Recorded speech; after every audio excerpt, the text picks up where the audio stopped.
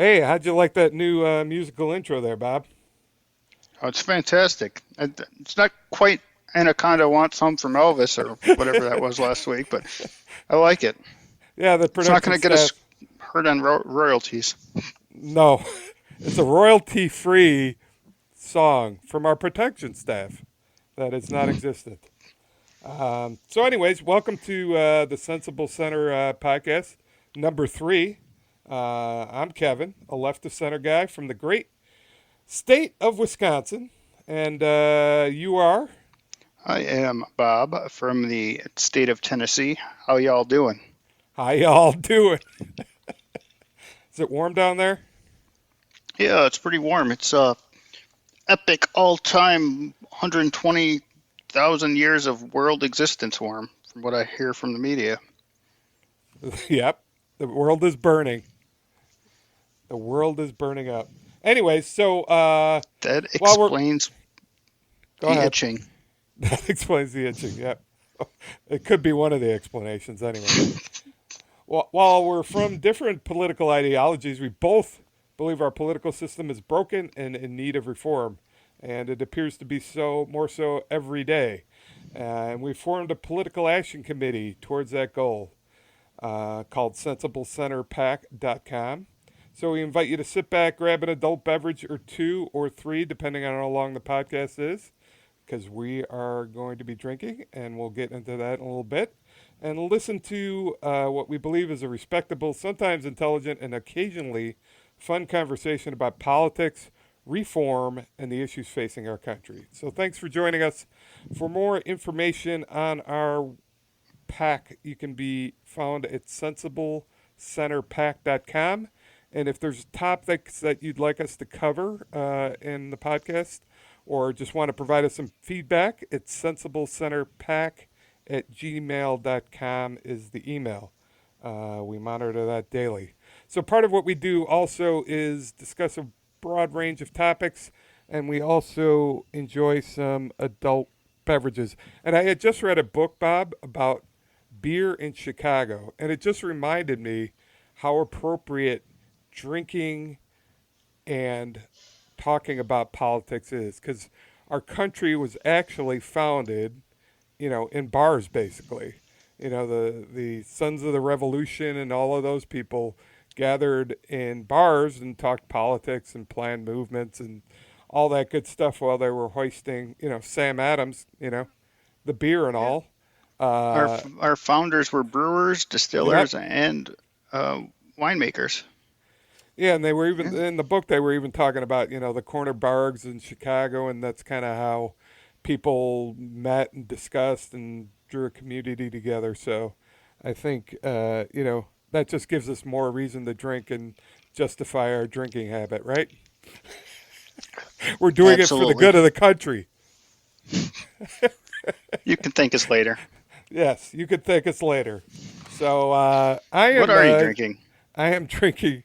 I opened the Buffalo Trace that I bought on my recent trip. I've decided also that I'm not just going to do bourbon because when we moved up here, we had a bunch of things, old bottles in the bar, and I moved them all up here. So over the weeks, I'm just going to start going through various assorted liquors and draining the bottles that are up there so I could clear my liquor shelf and replace it with some other things. But most of Can't it's wait for Goldschlager night. yeah. I see a cinnamon burst Jim Beam. I mean, it's just a bunch of stuff that people have brought to the house over the years that we never drank. So Somebody it brought should you be pretty cinnamon funny. Jim Beam. Yeah, That's there's a lot of good stuff in there. So this any will Boone's be. Farm. There might be. There's some tequila. There's a Yeah, lot of I stuff. brought that over. Yeah, Sorry, I'm kidding. I wouldn't do that the, to you. the Boone's Farm. Yeah, So this will be the probably the last time I drink a bourbon for a while. But what do you got? I actually have two bottles open next to me. In my glass right now is a Henry McKenna 10-year bottled in bond, but I've Nice. also got a antique 107 Weller antique 107 sitting next to me, which actually my neighbor gave to me, which was nice of him. Um, So I'll probably get into that before the conversation's over. Wow, you're drinking high class stuff. Yeah, I don't know if it's high class, but I got it. I'm more I try to pedestrian. keep I try to keep just a couple bottles open at a time at this point, and these are the two that happen to be open. So That's right. You got to get the stuff out of reserve, right? Out of you got storage. it. You All got it. right. So anyway, so we're drinking, and so we got a good list of topics that we're going to cover tonight. And so to start it off, we'd like to start with the No Labels Party. Um, I don't know if a lot of people are familiar with that. So just to give a little background, it's been getting a good deal of heat. Like over the last couple weeks, they did a town hall, I think earlier this week or last week, um, which got some press. And I was just scanning through, doing a quick Google search. But let me uh, Can let me we tell can you. we can we Oh, step go back ahead. just for a second Sure. and Yep. introduce the No Labels Party in case. Yep. Yep. That's what I'm going to do. So No Labels was founded in 2010, and it's the idea is it's more centrist. It's bipartisan. No labels meaning uh, clearly that they're not identified with a particular party. Um, it's and we're gonna get into it a little bit because it's kind of interesting and somewhat aligned with our goals for the pack to kind of tone down some of the extreme rhetoric on both ends of the political spectrum. Um, so they've been around 2010. I don't think they've run a candidate yet, um, but I think given the um, given the rancor we see and the 2024 presidential election coming up, their main push has been over the last years to get certified to be on the ballots of all 50 states for that presidential election. They haven't determined yet if they're going to run somebody. If you check out their website, they call it an insurance policy for 2024. Um, but kind of reading between the lines, I think they do plan on running someone if we see Biden versus Trump again, and they think that they can uh, run and win an election. So that's kind of the thoughts behind them. And I like I said, there was a town hall. Joe Manchin, who people might be familiar with, the senator from West Virginia, who's been in the news a lot over the last several years because he's sort of the Democrat, very centrist Democrat that's kind of played both ways on some of the bills and getting things that he wanted in there, uh, similar to Kristen Sinema down in Arizona, and John Huntsman, who actually ran for um, president at one point. I don't think it was 2016. It might have been, could have been 2016 or 2012.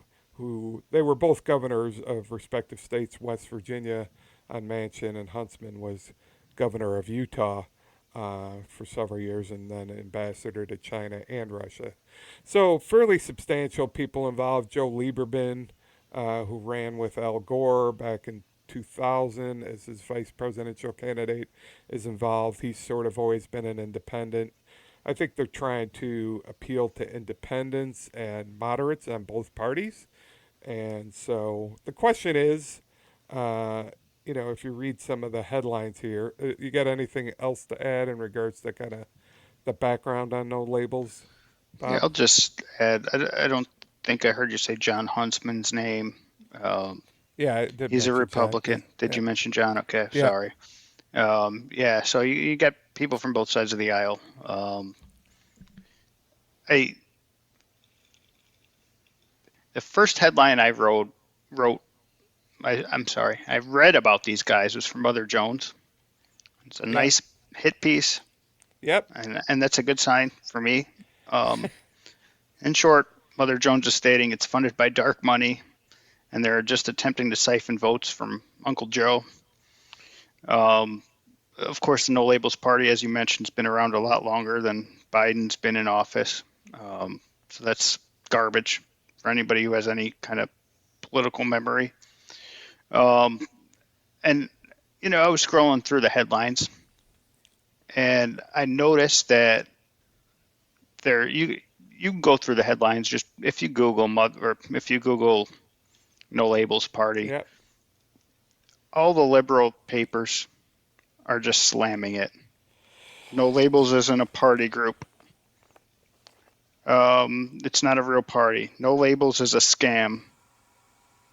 Um, Arizona's No Labels Party is no political party. It's a scam. There's about 5 or 6 papers and publications that call it a scam with the same headline, which is interesting to me. Yeah, it's very. Manchin's No Labels Party could backfire. Yep. I think from the liberal side of things, they're clearly fearful that uh, this type of party is going to sway, um, not sway votes, but take votes away from Biden more than maybe the Republicans are. But, I just saw, here's one day ago, a Wall Street Journal op-ed, the no labels 24 election threat to Trump. But clearly, like you said, I think there's more vitriol on the liberal side. Here's Sun Sentinel, no labels is an insurance policy to benefit Trump. These are all editorials. New York Times, what the Joe Manchin no labels fantasy gets wrong about America. And I think you're right. I mean, the sort of establishment, the and like we talked, I think the media in general likes the extremes. I think it's good for them. It sells. It gets eyeballs. It sells newspapers. I don't think a centrist party is in their best interest. So from that economic standpoint, and then you know to the extent that they think it's a threat to democracy by taking votes away from Biden in an election, um, you know, I think that's why we're seeing some of it. And I think it's great that, you know, it's so obvious what's going on here. I was trying to find a conservative source that commented on the party. And, again, it's there's dozens, if not hundreds, of liberal papers who commented negatively on it. Fox has had a couple of headlines, and all the Fox headlines are just commenting on the liberals' opinion of the party, right? Yep. I don't see a lot of conservative opinion out there on it. I guess you could call Politico more middle of the road, although I'd say they probably lean left, and it's the same sort of thing from Politico. They're throwing a coming out party, stoking Dem fears of a third party bid, right? Yep. And to me, the party's interesting on the surface. One of the things I find interesting is John Huntsman said, a flip of the coin to decide the candidate.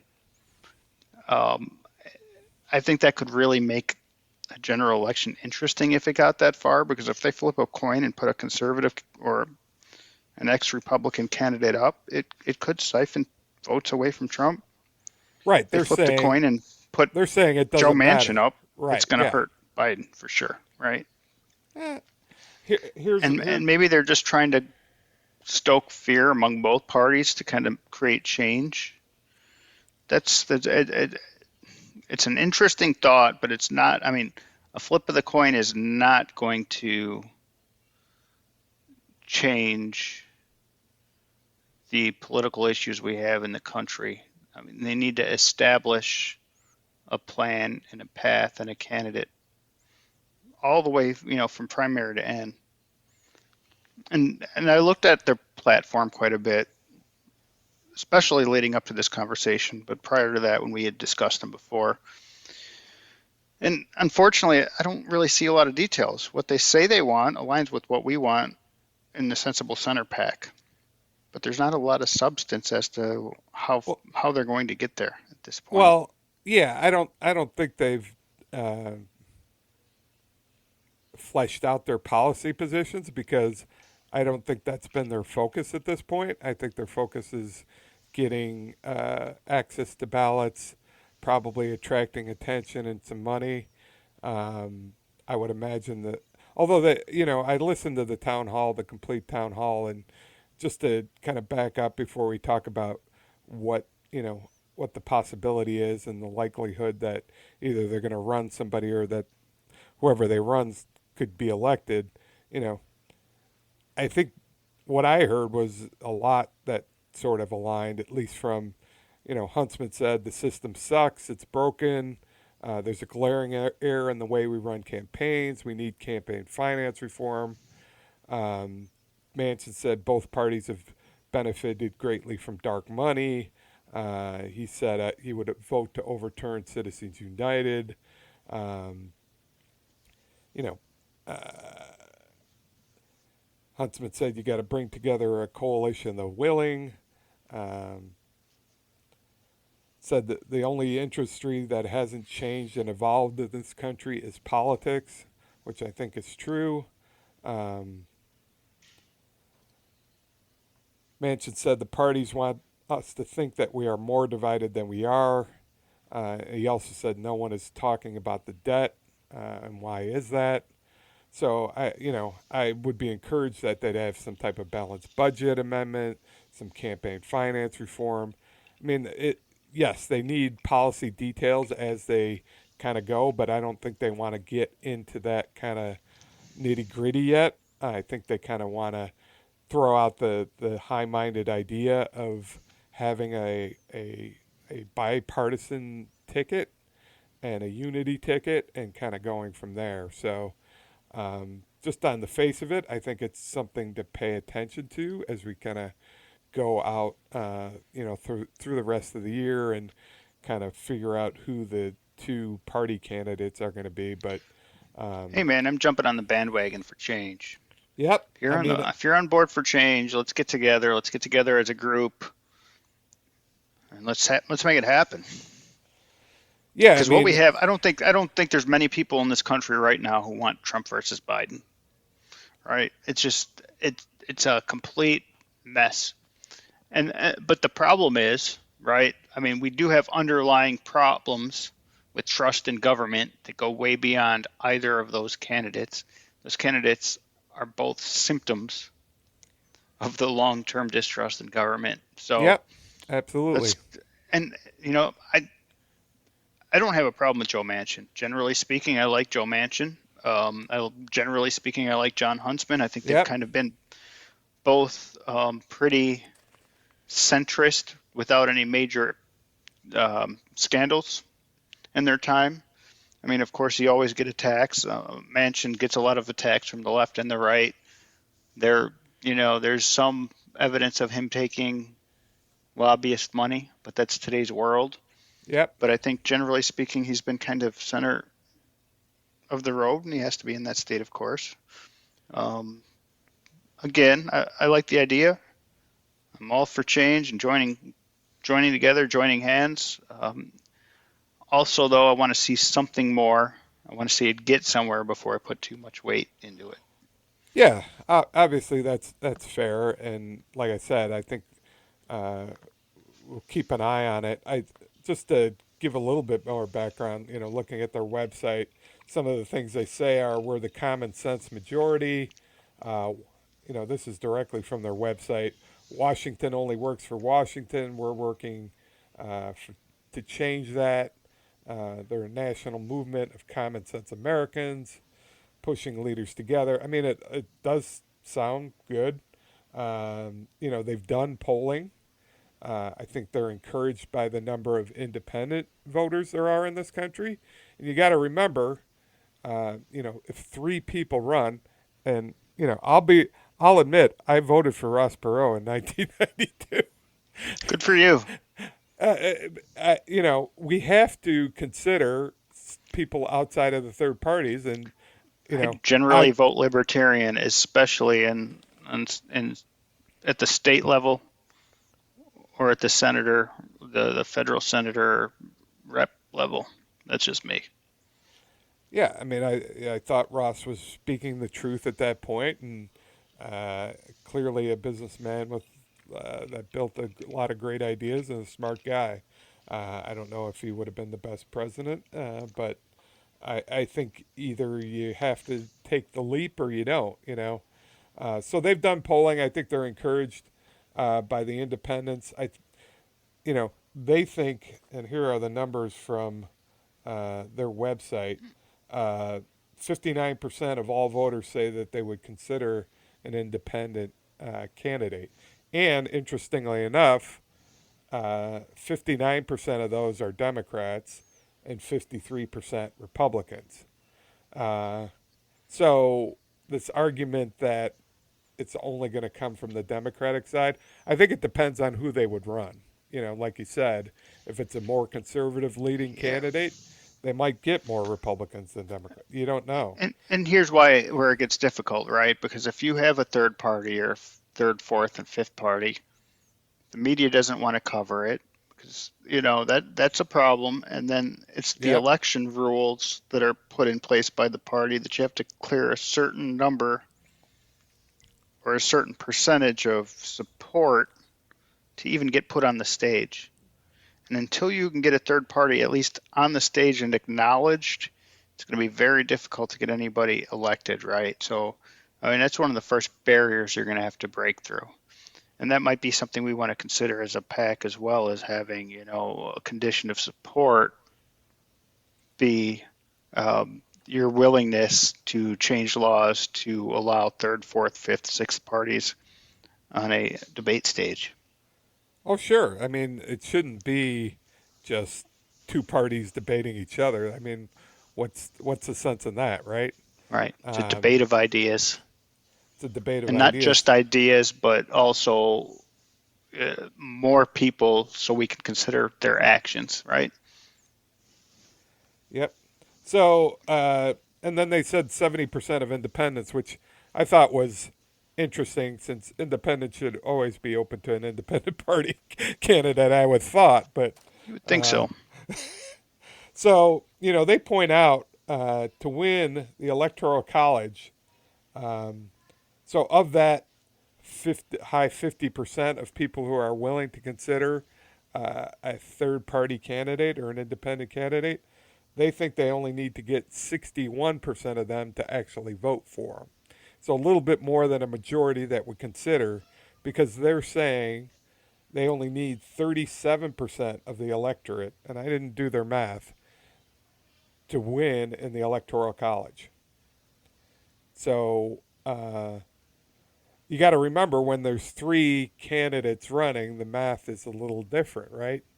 Um, so if you're looking at Trump getting, his high 30%, I mean, there's room to move for somebody um, to kind of split the difference and take a wedge between the two parties. I think, my take, at least on the chances, like you said, they need to come out with more detail. They need to get.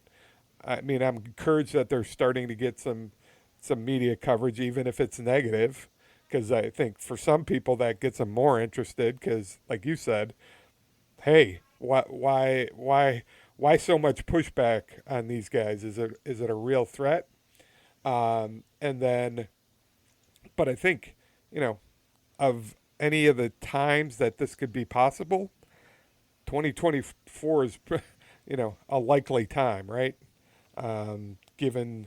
Given some of the things we're seeing in regards to indictments and oversight committee investigations um, and just the nature of the two candidates that appear to be going down from the two parties. I think there definitely could be an opportunity here. You agree with that, You or just you you just just need to make I think there's an opportunity to make some waves. I don't know if 2024 is the year for an independent candidate, but I think it's a great opportunity to start getting some attention, right? Some traction. Yeah, And whether it's the No Labels Party or the Forward Party or another party, um, but or an evolution, right? I think there's opportunity. You've got to start somewhere. You got to get that 5%, and then the 10%, and then oh, the 15, and then the 20, and it's how it has to work. So now's the time. yeah, Absolutely. I would sort of equated it. You got to jump on it. Trump in 2016. Uh, who would have thought he would have gained that much traction? But the country, a good part of the country, was ready for that at that point, and it hit like wildfire. So, I wouldn't discount to say that you got to build it up slowly because I think, given how quick things move, I think you gotta hit the opportunity at the right time, and I think that's what they're going to weigh when they get to that stage. And so we'll see. So I encourage people to check out their website. I think they're going to be in the news and having town halls and things. They're not saying they're running. They're not proposing any candidates at this point, but I know that they've raised a good deal of money so far to kind of get this ballot initiative going. So um, we'll keep on monitoring them, but I think some of the things they're saying kind of align with what we're talking about here. Yeah, and one more point to cap off, right? Ranked choice voting is one of the things that our PAC supports. Yep. We'd like to see ranked choice voting across the country in all elections, federal and local. And I think it aligns well with having multiple parties. It's no longer the lesser of two evils. Yep. Yep. The math is a little different. I mean, it opens things up more than kind of having a binary choice and saying, I'll take this guy and not that guy. It kind of lets you have more kind of a more nuanced election. Um, so, great discussion, if I don't mind saying so myself, on No Labels. Um, so check them out, and we'll keep on talking about them. The other thing I want to cover here, there were a lot of in June. The Supreme Court hands down pretty much. It seems like they cover most all their decisions in June. I don't. It seems like they're procrastinators or something. I don't know. I don't know what goes on. Uh, whether they don't work the rest of the year or they put off writing their opinions to June, but they always seem to come out with a bunch of them in a couple weeks before they head off for the summer. So they came up with a bunch of them in June, and there's some interesting ones, and we thought we'd kind of just talk about them and kind of describe, kind of in layman's terms, what we think they mean for the country. And I mean, my first take is, the liberals might have gotten too excited about this court being all conservative because I think their rulings have been more balanced than some on the left coming from a center left position would have feared. And even the ones that might be considered more right leaning, if you read the opinions, they kind of came up with a rationale that I generally agree with. So let's just walk through one had to do with gerrymandering. If you don't know what gerrymandering is, it dates back to Eldridge Gerry back in I think it was still in the 17 or early late 1800s. Can I just give Basic. my hot take on this before you Okay, move on? sure. All right. I Hot mean, take. hot take. The conservatives are constitutionalists first, not conservatives. That's my opinion when it comes to the Supreme Court justices. I agree. I They're feel like I can't say that for the liberals. they're constructionists. They it depends on how you view the Constitution. Yes, I agree. Do you view it as a document that you need to kind of follow tooth and nail, or did the founders kind of put some air in it so you can interpret things a little bit more loosely for the times? And I would just, agree. I mean, All right, so I'll try to support that as we get through some of these And personally, recent cases. But I don't think what my personal belief is it should be interpreted for the times. I don't believe the founders uh, intended it to be. I believe it should be a living document.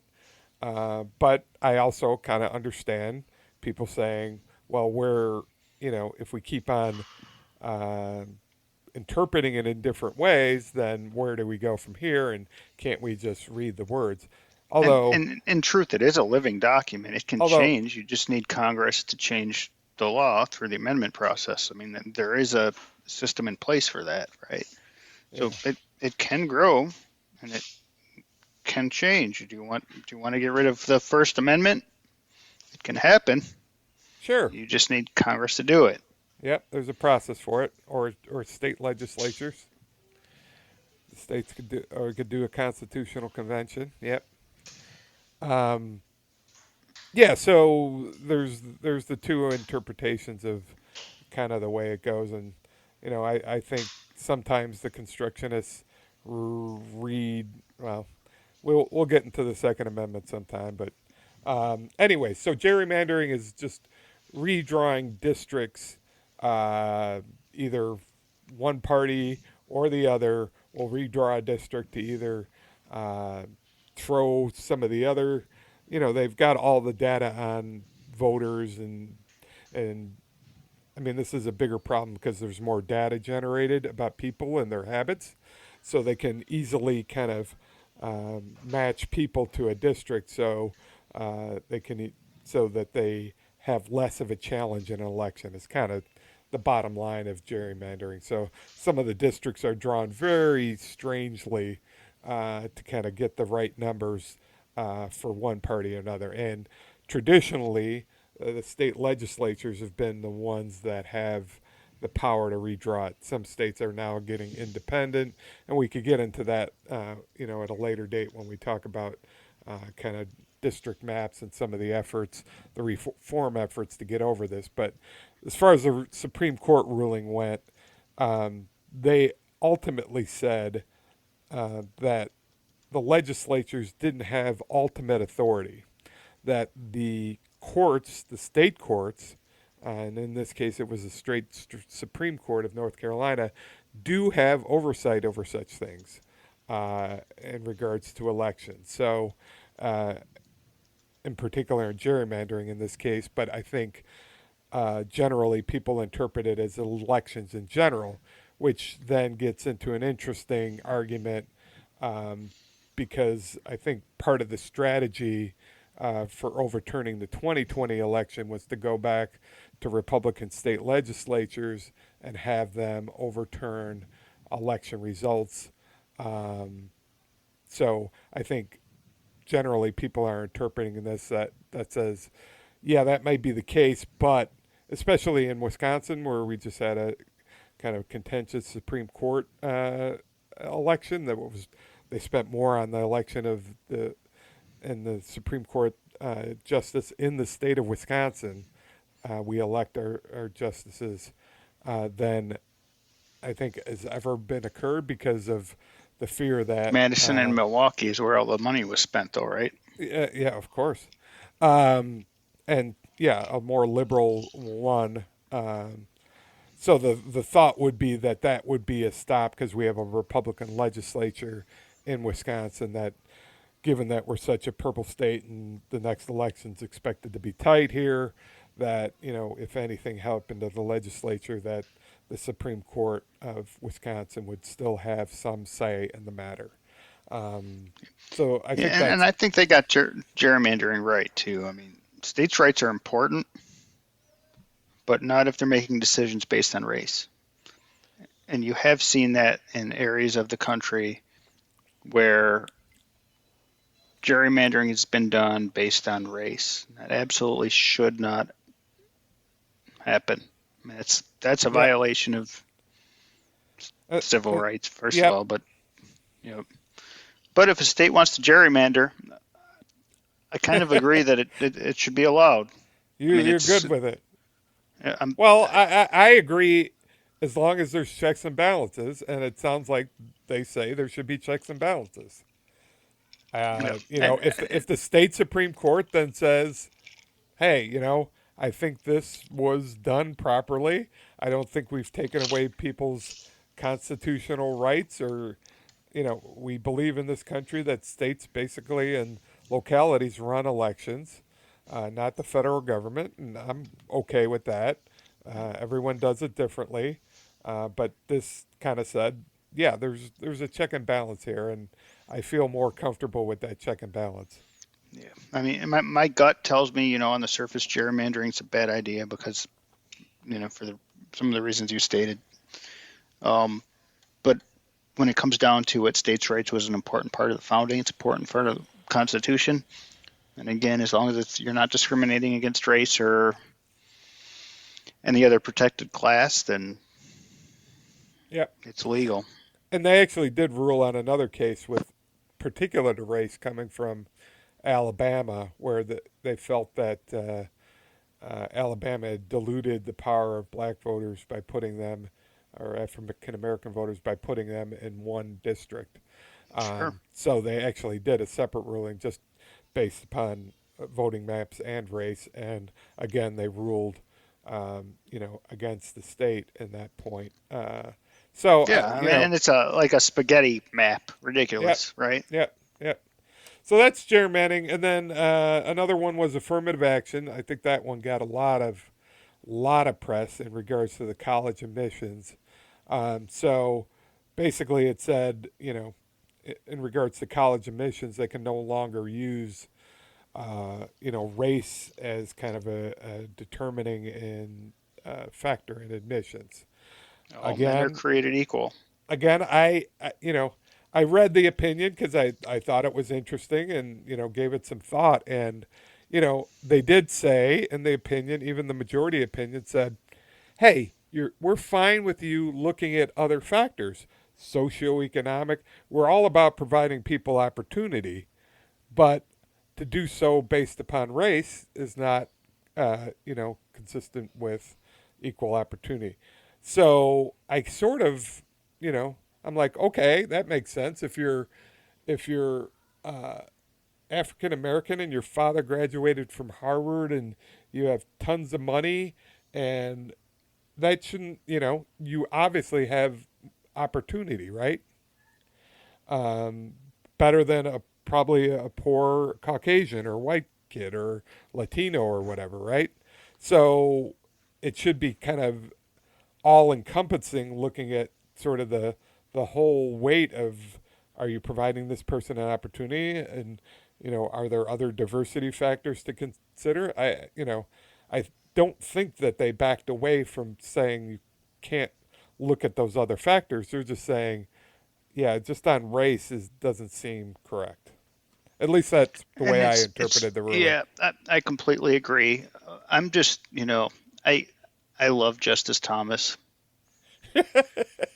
You're I the one. do.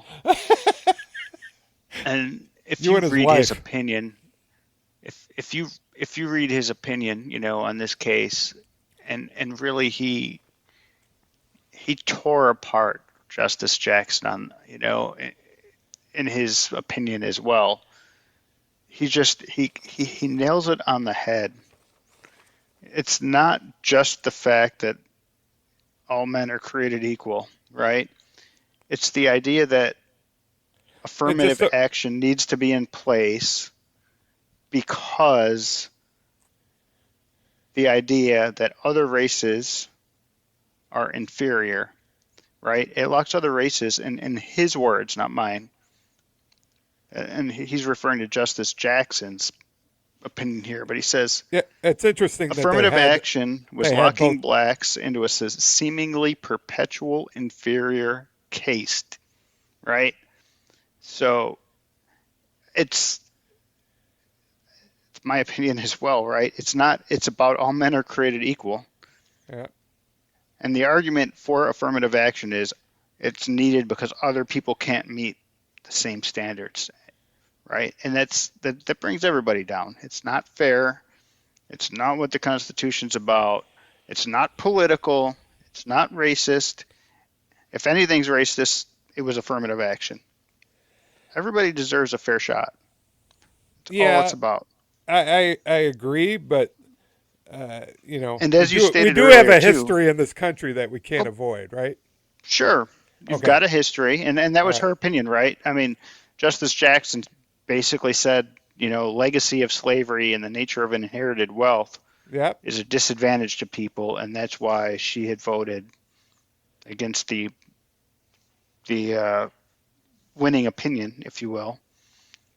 And Thomas responded, such a view is irrational. It's an insult to individual achievement and cancerous to young minds seeking to push through barriers rather than consign themselves to permanent victimhood.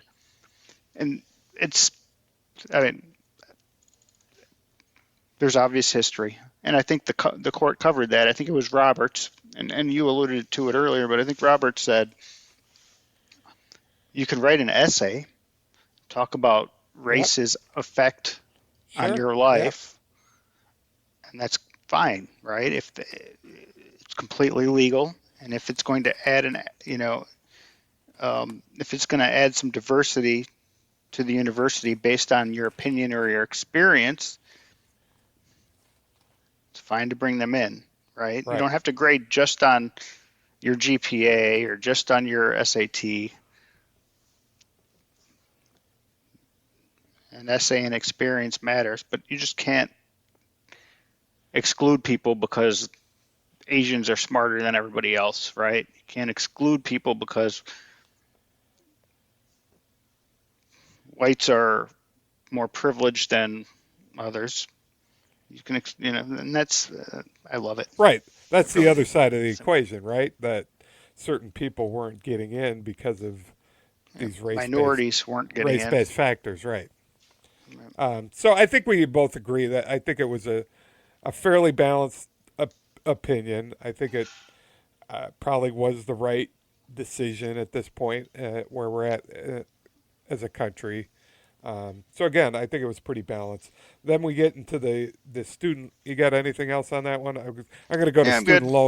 I'm student happy there. loans because you love that one.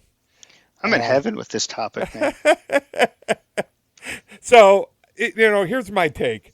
I think it was I agree with the opinion again. I mean, clearly, Congress has the power of the purse. And this is related to loans, forgiveness of loans. So, from that standpoint, I think it's fairly clear cut. I don't think anyone was surprised by that ruling. But I've always thought it's a political loser for the Democratic Party. Being even left like I am, I don't get it. I don't. You're appealing to the people who have student loans, I guess, because they're getting money. But what about all the people who don't go to college and all the people who've paid off their student loans and Or the loans of their children. Yep. struggle Yep. for years to or saved up money and didn't do things and paid for their kids.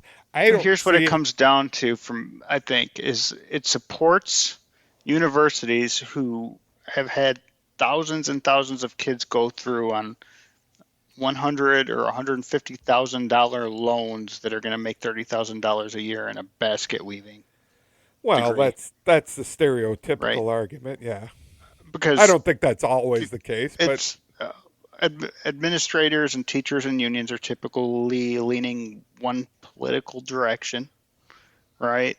So you can fill their pockets by paying off these loans, and then the money flows back to the political party. That's kind of my opinion on the matter.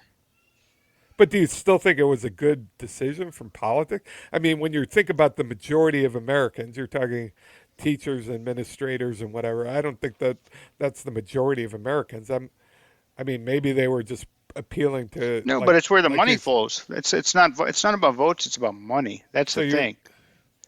yeah. I mean, I don't know how political much money there was there, but teachers, professors, teachers unions, school administrations generally donate money in a specific direction. Not always, but often, right? And so, I mean, you want to fix the problem, tie the price of a degree to the price of, or to the money you're going to make when you come out of college. If you're going to make $30,000 a year, your degree should probably be priced at no more than $30,000, right? Or maybe $3,000 a semester or something along those lines. You're going to be a doctor, you're going to need extensive training, potential to make $250,000, $300,000, $350,000 a year or more, depending on your field, right? Surgeons make more probably. Lawyers charge more for those degrees. I think that seems more fair. That's the way Yeah, I you fix the mean, problem, right?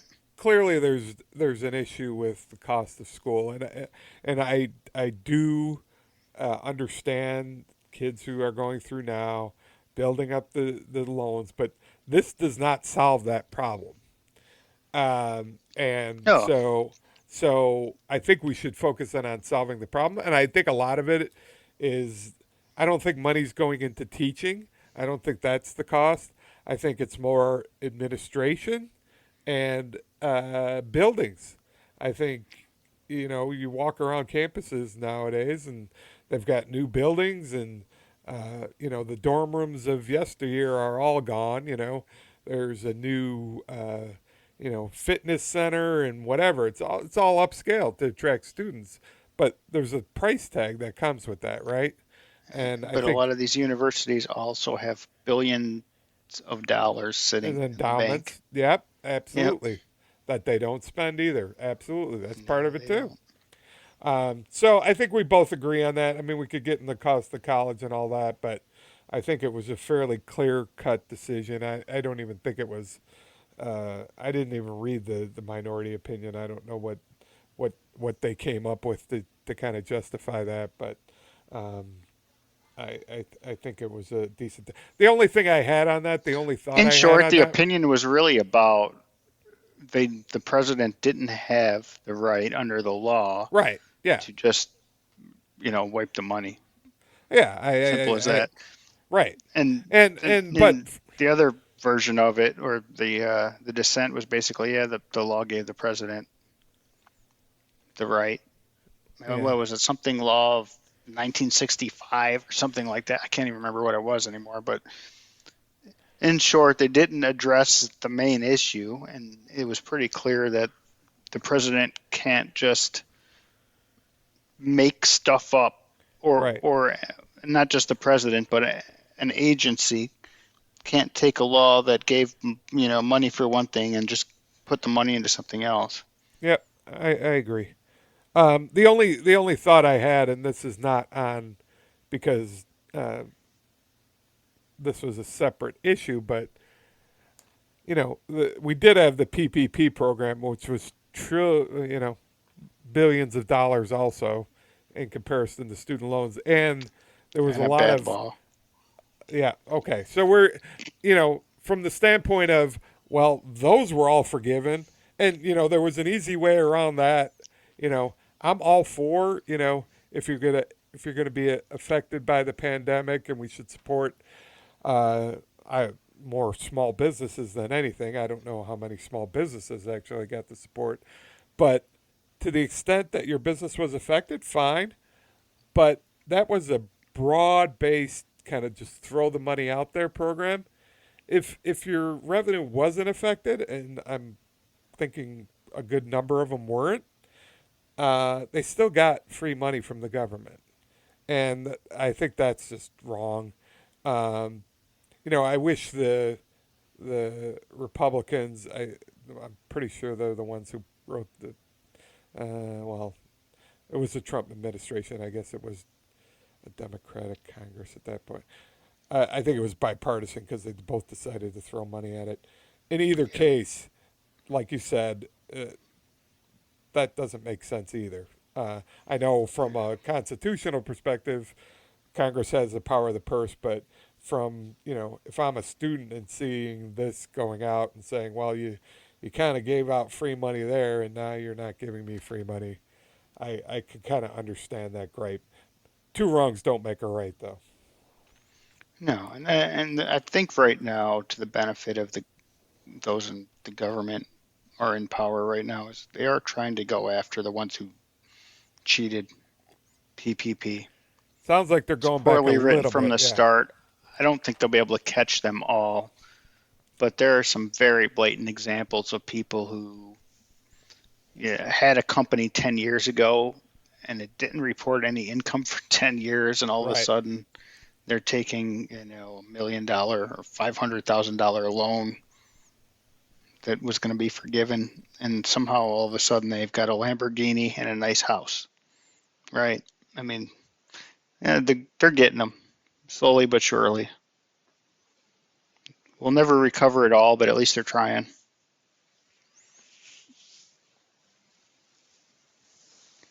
What do we got next?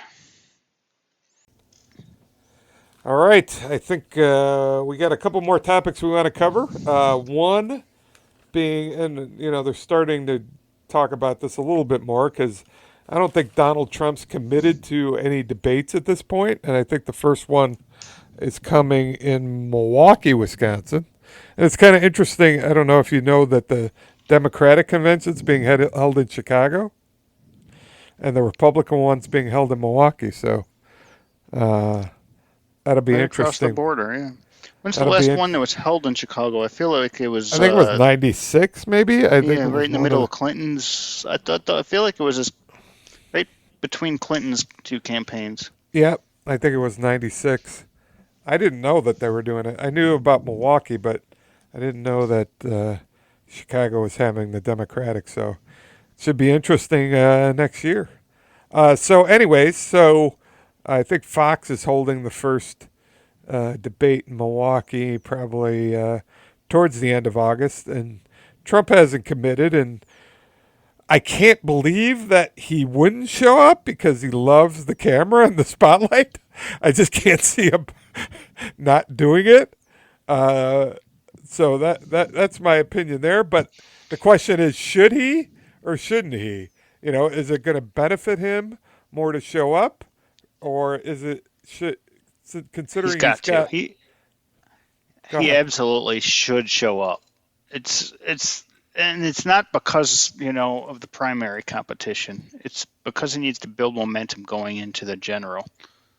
Oh, the debates are what got him to the top last time, right? It's kind of what he does best. I think I said this on a previous podcast, but the Rosie O'Donnell, right? Right. The the one-liners he has, it built him momentum last time, and I feel like right now he's not getting the traction that he had, and I know it's early, but he's got to do that. He's got to get involved. And it's not just the debates. I mean, he needs to go back to Twitter or X or whatever it's called now. He needs to do that as well. Because if he doesn't control the message, someone else is going to do it for him. So we get to mid-August or late August and debates are going on and he's not there. Gives DeSantis a chance. Yep. Gives the other guys a chance to make some leeway. And that's it, right? And it's not just that, it's the sound bites. Trump's sound bites always make the air, even on CNN, even on MSNBC. And I'm of the opinion that any attention is good intent. Good attention. Doesn't matter if it's a negative opinion or a positive opinion, somebody bad mouthing you or not. In the political arena, attention is what you want. So, yeah, he should absolutely debate. I don't think he's going to have a problem with the primary competition. It's early. I'm not writing him in at this point. But again, it it's momentum. He's got to Yeah. I get it. mean, I think his it's definitely a strength of his. The not necessarily the punch, but the counter punch has always been his big. He's very good at that. At least on the debate stage. The question is whether My opinion is I think his his constituents, his base here, would maybe perceive that as weak if he didn't show up, and I don't think he definitely wants to be in that position. of being seen as kind of avoiding the topic, not even from the standpoint of, getting exposure, because clearly I don't think that's ever been an issue with him. I think the media did him a bunch of favors back in 2016, and you know, just because he's, if nothing else, interesting, and a figure that people have strong opinions about one way or another, which definitely helps with eyeballs and ears from a media standpoint. But he does, he does have a big lead. Um, so the question is, what more could he gain by debating? Um, Especially if you've got, if you really have them targeting him, all the other candidates, and I don't see why they wouldn't at this point. It's surprising how little they've gone after him so far. I think that's part of the issue on why they haven't gotten much traction. Because uh, I think generally, and this is what I've gathered over the last just few months, right? The media, generally speaking, is giving less attention to the Republican candidates. It's almost as if they don't exist. I really believe that. I don't think that. Don't talk about them at all, and if you I see do, it. talk about how they're falling off and they're crackpots. No, I mean, haven't some of them been on CNN town halls already? I saw Chris Christie on MSNBC today. I don't think that's the case. I think they've gotten quite a bit of exposure. I mean, there's a lot of them. You know, I think Barry Weiss has interviewed everyone. I don't. Yeah, I but mean, Barry I know. Weiss is not mainstream media at this point, right? She's got Well, her own I don't. independent. I don't know what mainstream media is.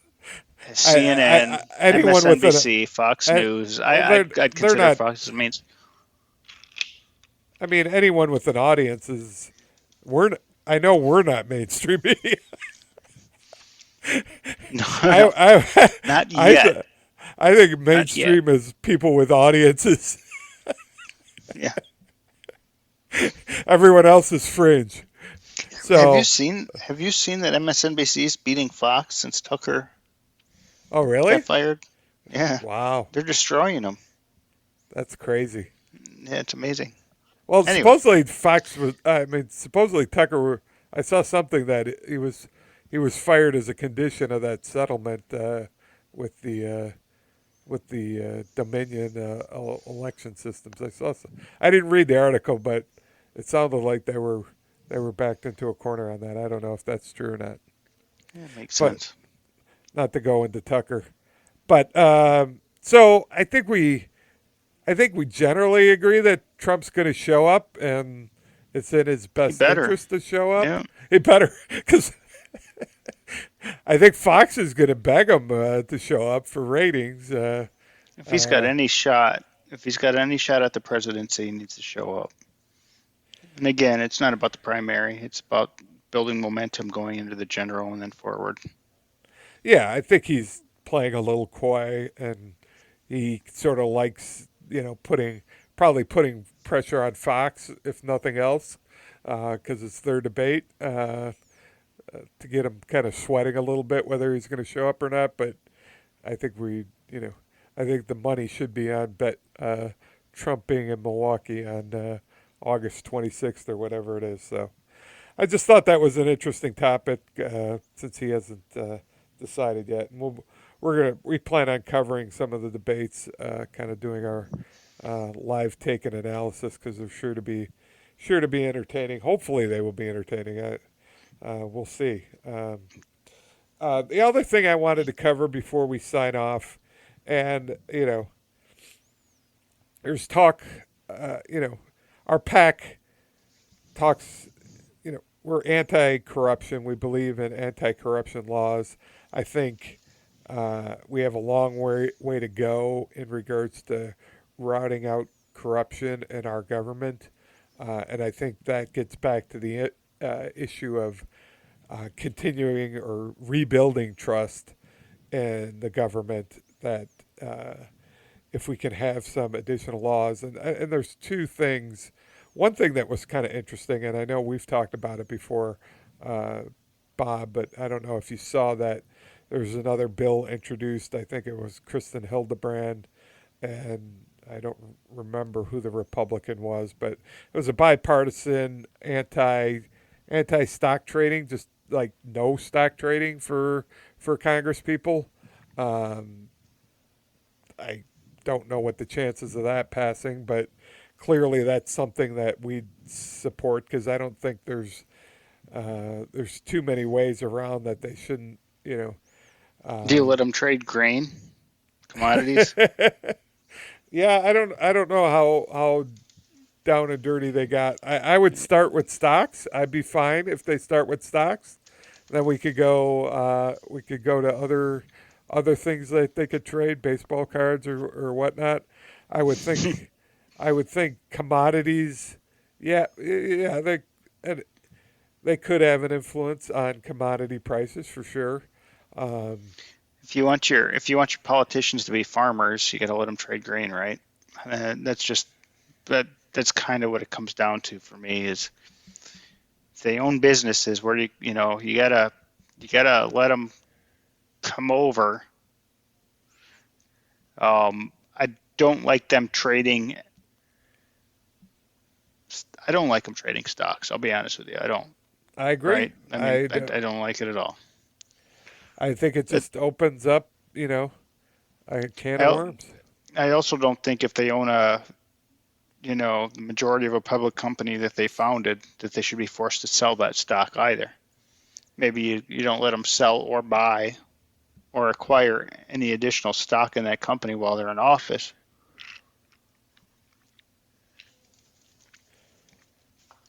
Yeah, I mean, yeah. Let's just start with the basics. Let's start with just public stock trading.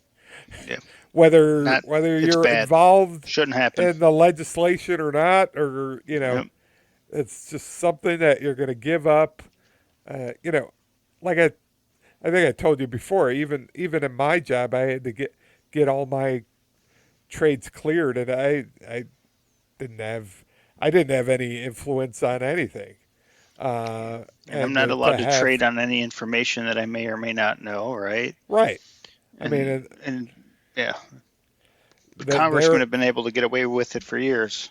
they're privy to so much information that trying to track down what they know or don't know or what deal they made in the back room, it's just not worth having to track that down and try to prove some of these cases that a total ban on it while you're in Congress.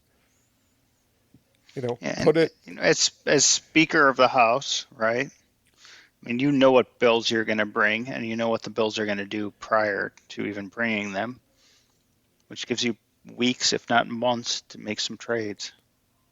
Yep.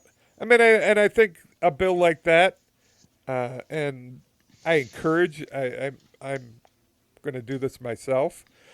You could call your congressmen. They do pick up the phone. You can email them and express support. I mean, that's really the only thing we could do. Express support for these bills. I think they do tally those at least, whether whether they end up paying attention to them or not. But I think if they get enough calls, it does from their constituents. I think it does end up making a difference. I know, I Where it know. really hurts too is like options trading, right? Because congressmen betting against the stock when your constituents own it, knowing that, it compounds the pain when a law is passed against a specific company or set of companies, industry. Yep, yep. All of it should be ruled out. I mean, yes, you're putting them at sort of a disadvantage, but that's kind of the cost of representing the country. I mean, there's got to be some guardrails in public service, and I think it will go a long way, or at least part of the way of restoring some type of credibility. So I encourage people to call their local congressman or send them an email or get on their website and let them know. You could kind of look. Sorry, I don't have the name of the bill in front of me, but you could kind of look it up and let them know that you support that. So, I think the question is too, it's not just about stock trading, right? It's corporations. Is money free speech and are corporations people? Yep, I think the Supreme Court's ruled money is speech, yes, and corporations are people, yes. It was called So Citizens this United. was this 15, 20 years ago now? When was Uh, Citizens United? I think it was, well, it was when Hillary was running, so yeah, probably the 2008 campaign. It actually was a documentary about Hillary. Uh, 15 years exactly. Okay. so yeah, yeah, I would say 2007, Yeah. 2008. Yep. Yeah. So yeah, I mean the Supreme Court ruled on that. It's a difficult issue. I mean, I've debated people about it. I sort of understand the free speech aspect of it. Um, Well, let's break it down. Yes or no? Is money free speech? I don't think so. I think money's money. I think the argument can be made that, or yes, I think money's free speech. Honestly, I do. Okay, Um, so we disagree. that said,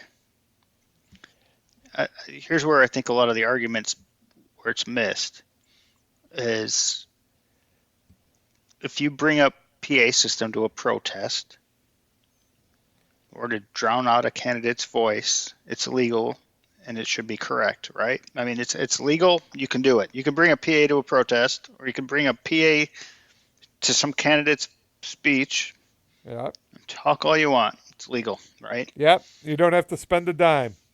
You don't have to spend a dime. Yep. That said, right?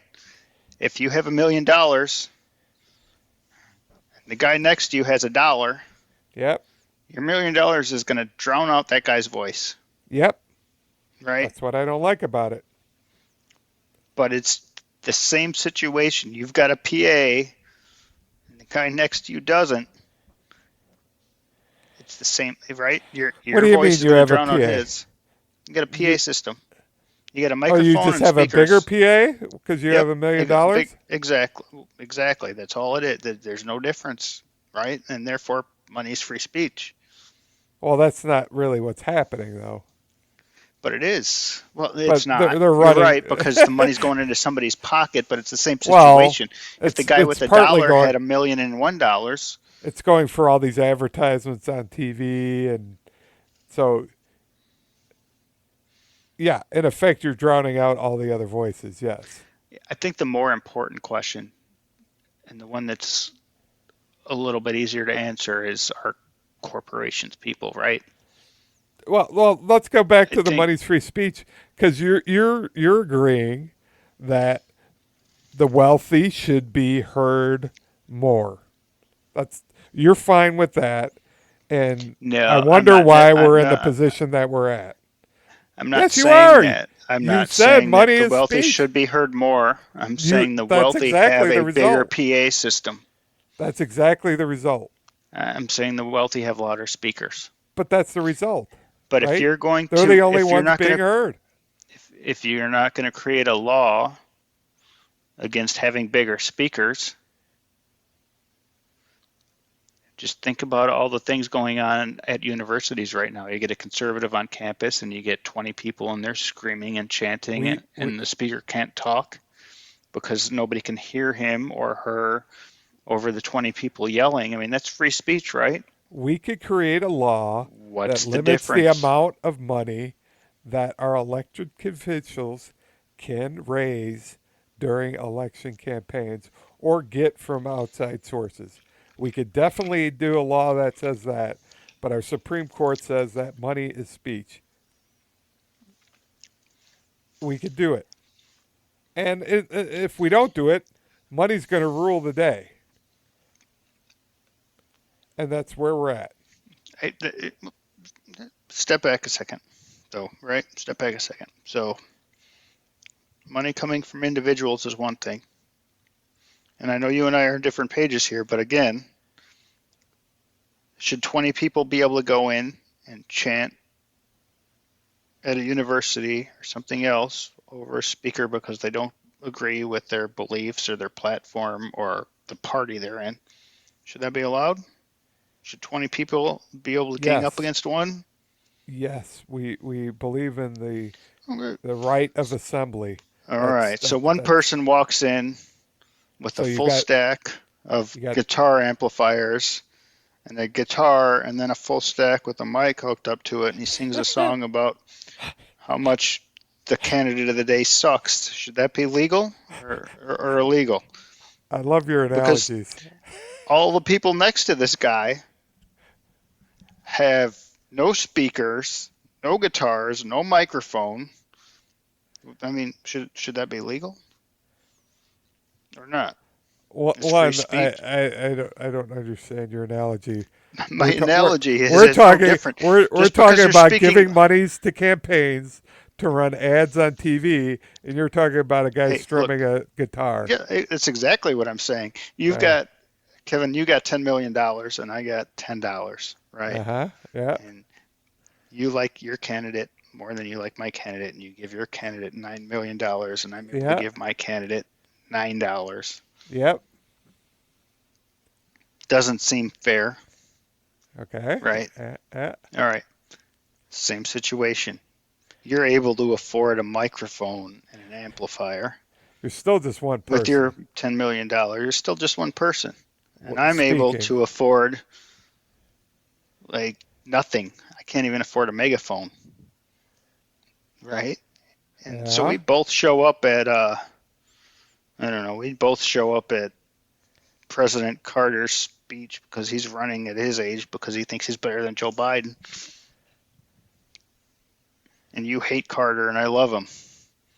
So you bring your amplifier and you're screaming into the microphone, Carter sucks.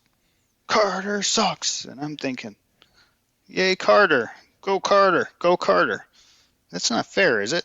I mean, nobody can hear President Carter speaking. All they can hear is Kevin saying Carter sucks.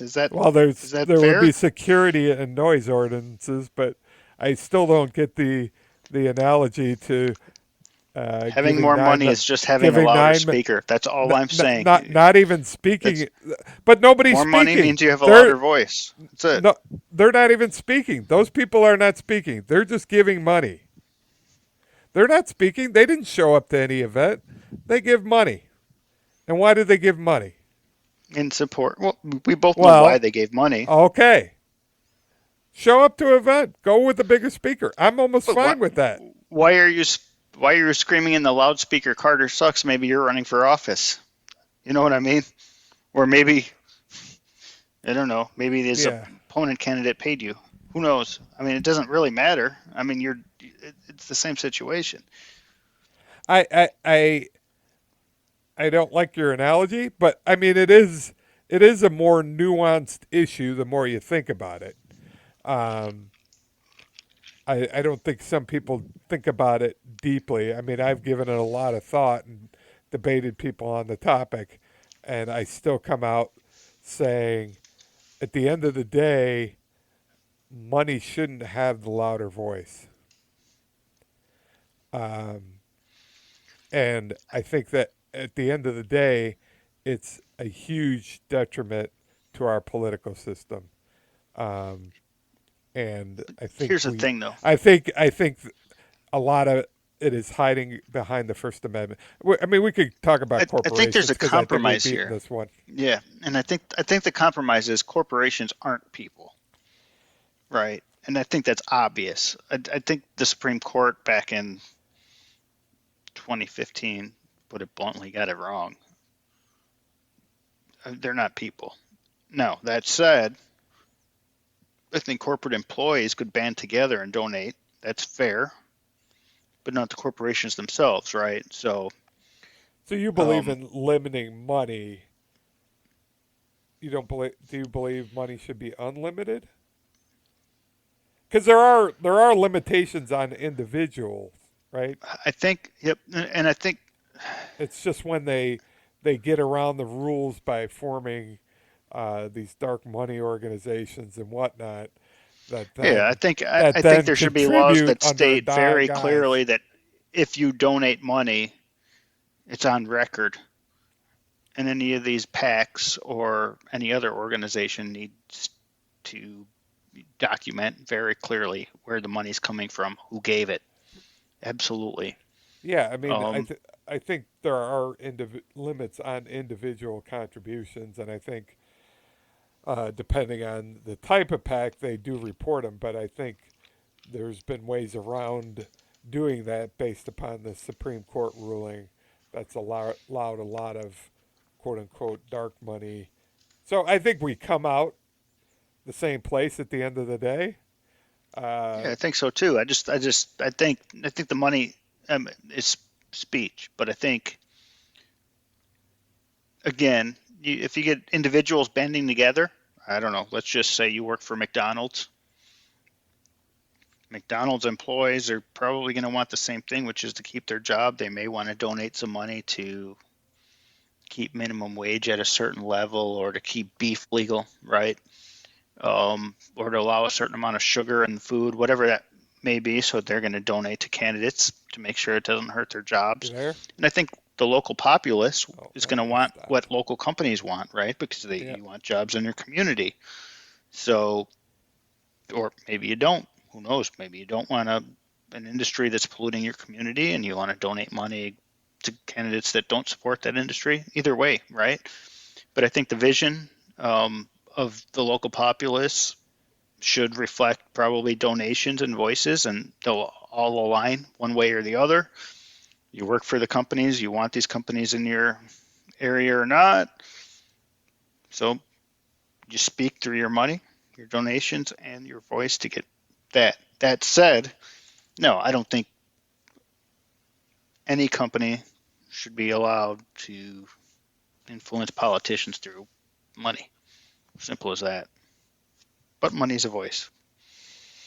okay. So I think I mean, that's a pretty interesting discussion. I was thinking about talking about corruption, but we'll talk about corruption next time. Um, since we got into the free speech discussion. Anything else? I think we're nearing our hour and 20 minutes that we always talk here. Um, so, anything else on your you'd like to talk about today? I'd just like to, again, call out our email, sensiblecenterpack@gmail.com. Yep, Uh, we sensible, encourage feedback and let us know if there's topics that you'd like us to discuss or delve into, or if you'd we're like gonna to join sometime, yep, please email us. Get on there.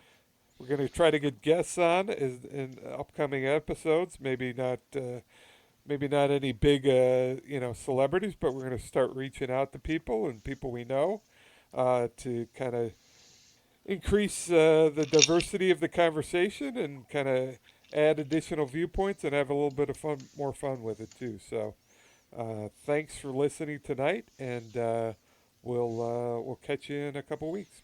Take care. Thanks for listening. Bye.